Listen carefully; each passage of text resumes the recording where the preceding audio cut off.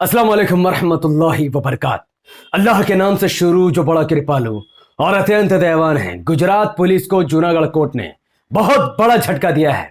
जिस मुफ्ती सलमान अजहरी साहब को गुजरात पुलिस ने हेट स्पीच के नाम पर मुंबई से उठाकर गुजरात ले गई, उनको अरेस्ट किया। आज मुफ्ती सलमान अजहरी के ऊपर जूनागढ़ कोर्ट ने बहुत बड़ा फैसला सुनाया है। जूनागढ़ कोर्ट से गुजरात पुलिस ने यह रिक्वेस्ट की थी कि वह मुफ्ती सलमान अजहरी साहब को कम से कम 14 दिनों के रिमांड पर दे दे, लेकिन जूनागढ़ कोर्ट ने गुजरात पुलिस को फटकार लगाते हुए उनको सिर्फ 1 दिन के रिमांड पर भेजा है, जिससे सिद्ध होता है कि जूनागढ़ पुलिस बेबुनियादी तौर पर मुफ्ती सलमान अजहरी साहब को परेशान कर रही है।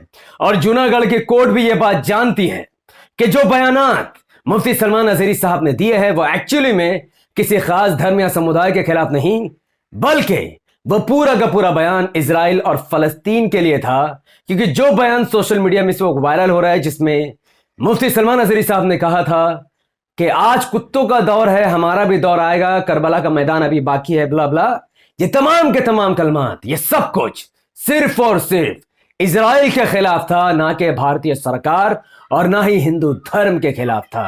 और अगर ये बीजेपी के भी खिलाफ होता तो भी ये कोई पाप नहीं था। समझने वाली बात यह है कि मुसलमानों के हालात इस देश में अब बद से बदतर हो चले हैं, क्योंकि एक तरफ मुफ्ती सलमान अजहरी साहब पर पुलिस लगाम कसने की कोशिश कर रही है, लेकिन दूसरी तरफ उसी गुजरात में गुजरात पुलिस के नाक के नीचे हिंदू महासभा के लोग ओवैसी साहब को जान से मारने की धमकी दे रहे हैं। उनके जबान पर 11 लाख का इनाम रख चुके हैं और लोगों को यह समझ नहीं आ रहा कि गुजरात पुलिस जितना सख्ती मुफ्ती सलमान अजहरी साहब पर दिखा रही है, उतना ही सख्ती गुजरात की पुलिस आखिर ओवैसी साहब को धमकी देने वाले संगठनों पर क्यों नहीं दिखा रही। इसका सिर्फ एक वजह है, क्योंकि ये जो संगठन है इन्हीं के समर्थन से भारतीय जनता पार्टी की सरकार बनती है।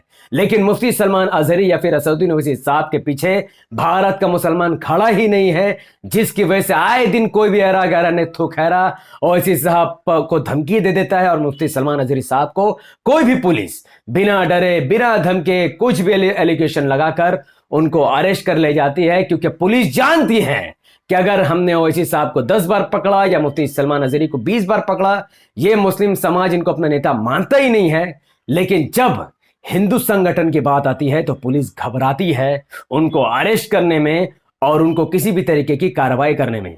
कुछ ऐसे ही दिल दहला देने वाली खबर उत्तराखंड से आई है। उत्तराखंड के भारतीय जनता पार्टी की सरकार ने यूनिफॉर्म सिविल कोड को उत्तराखंड में लागू कर दिया है।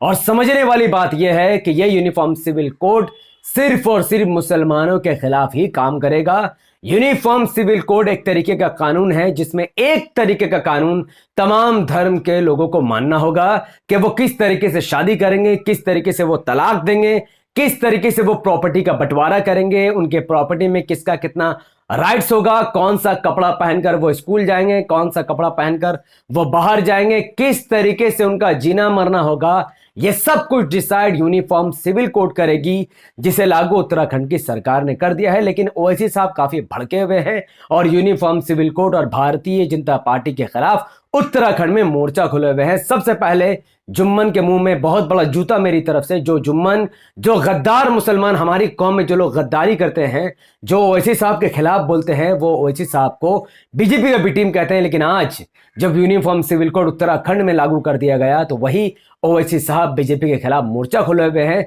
जबकि उत्तराखंड में एआईएमआईएम का ना ही कोई सीट है, ना कोई विधायक और ना ही कोई सांसद, उसके बावजूद भी असदुद्दीन ओवैसी साहब और उनके लोग उत्तराखंड में यूसीसी के खिलाफ प्रदर्शन कर रहे हैं, उसके खिलाफ बात कर रहे हैं, बीजेपी के खिलाफ मोर्चा खुले हुए हैं। लेकिन जुम्मन, मुसलमानों के बाप, उनके खुदा, उनके मसीहा राहुल गांधी, प्रियंका गांधी, अखिलेश यादव, मायावती, तेजस्वी यादव, लालू प्रसाद यादव या फिर ममता बनर्जी और शरद पवार, ये लोग यूनिफॉर्म सिविल कोड के खिलाफ बोलने को तैयार नहीं है। उल्टा भारतीय जनता पार्टी के लिए कुछ भी बोलने को ये लोग तैयार नहीं। लेकिन ओवैसी साहब अकेला यूसीसी के खिलाफ मोर्चा खोले हुए हैं, क्योंकि असदुद्दीन ओवैसी साहब ये बात जानते हैं कि ये जो कानून है ये वाकई में खास धार्मिक कानून है। इस कानून में आदिवासियों को बाहर रखा गया है।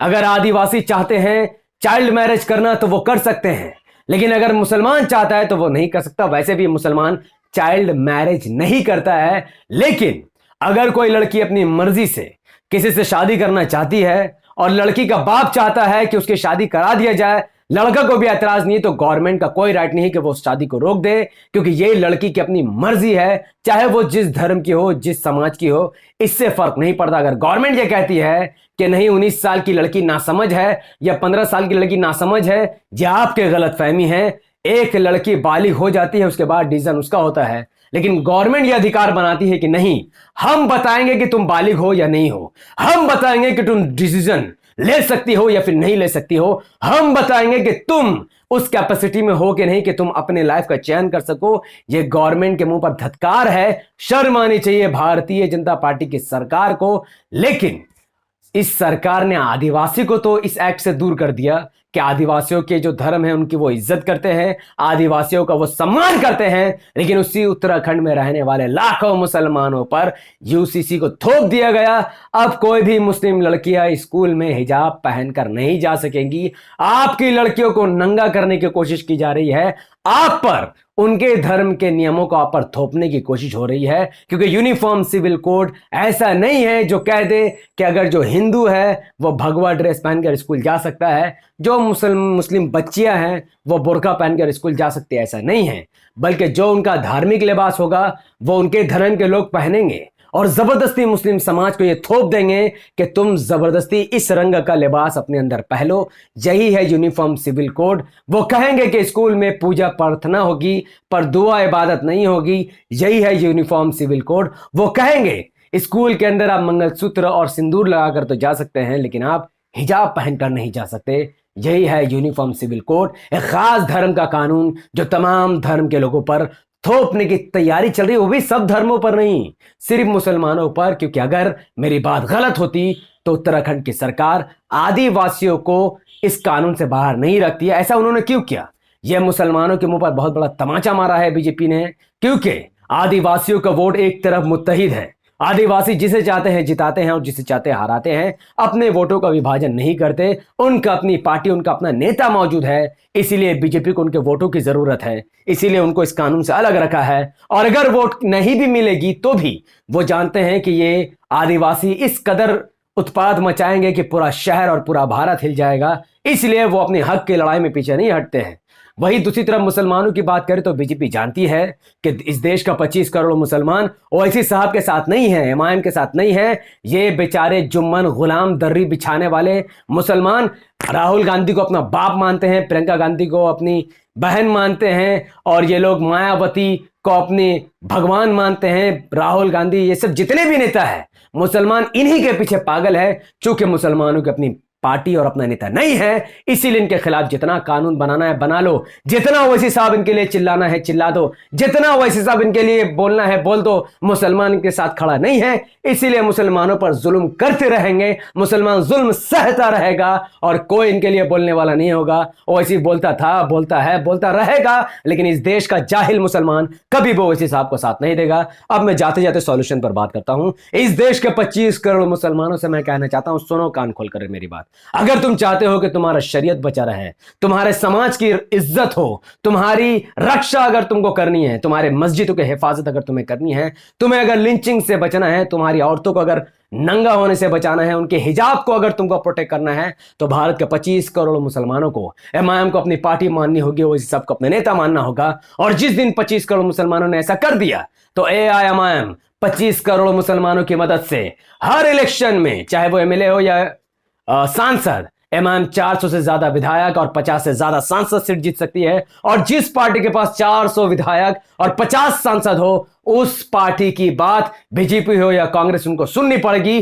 फिर कभी भी यूसीसी का नाम बीजेपी नहीं लेगी, फिर कभी भी किसी मस्जिद का ताला खुलवाने की जरूरत कांग्रेस नहीं करेगी, किसी मस्जिद पर हमला नहीं होगा, किसी मुस्लिम बुजुर्ग पर हमला नहीं होगा, किसी मुसलमान के साथ लिंचिंग नहीं होगी, कोई मुस्लिम लड़कियों को हिजाब उतारने को नहीं कहेगा, कोई भी मुसलमानों को पाकिस्तानी नहीं कहेगा। इस देश में मुसलमानों की इज्जत होगी, मुसलमानों का ओहदा होगा, मुसलमानों का सम्मान होगा, क्योंकि जो भी कौम अपना नेता चुन लेता है, इस देश में उसकी इज्जत बढ़ जाती है। फिर कोई भी पुलिस मुफ्ती सलमान अजहरी साहब को बेबुनियाद तौर पर अरेस्ट नहीं कर सकेगा। तो आपके हाथों में है, हमारी मस्जिदों की हिफाजत आपके हाथों में है, मुस्लिम महिलाओं के हिजाब की जिम्मेदारी आपके हाथों में है। हमारे कौम की इज्जत, अगर आपको अपने वकार, अपने इज्जत की परवाह है तो आज से और अभी से एमआईएम से जुड़िए। आप जिस शहर से भी इस वीडियो को देख रहे हो, इस वीडियो को लाखों लोगों तक पहुंचाइए ताकि 25 करोड़ मुसलमानों की आंख खुल सके। इस वीडियो को लाखों लोगों तक पहुंचाने के लिए इस वीडियो को लाइक कीजिए, उसके लिंक को व्हाट्सएप, फेसबुक, इंस्टाग्राम पर शेयर कीजिए। अपनी बातों को धड़ाधड़ कमेंट पर रखिए कि क्या आने वाले इलेक्शन में आप एमआईएम का साथ दोगे, या फिर से बाबरी मस्जिद का ताला खुलवाने वाले कांग्रेस का साथ दोगे, या फिर एसपी, बीएसपी, आरजेडी, जेडीयू जिन्होंने राम मंदिर का समर्थन किया आप उनका साथ दोगे, या फिर अपनी आंखों को खोलकर आप एमआईएम का साथ दोगे। अपनी बात कमेंट पर जरूर रखिए। हमारे यूट्यूब चैनल द पॉलिटिकल को जरूर सब्सक्राइब कीजिए ताकि ऐसी वीडियो आपको रोजाना मिल सके। बेल आइकन को हिट कीजिए। अगर आप सब इस वीडियो को हमारे Facebook channel the political news पर देख रहे थे तो इसे लाइक और फॉलो कीजिए, 5 बड़े ग्रुप में शेयर कीजिए। मुझे अपनी दुआ में याद रखें। बहुत बहुत शुक्रिया। वाखिरु दवाना अनिल हम्दुलिल्लाहि रब्बिल आलमीन। अस्सलामु अलैकुम व रहमतुल्लाहि व बरकातहू।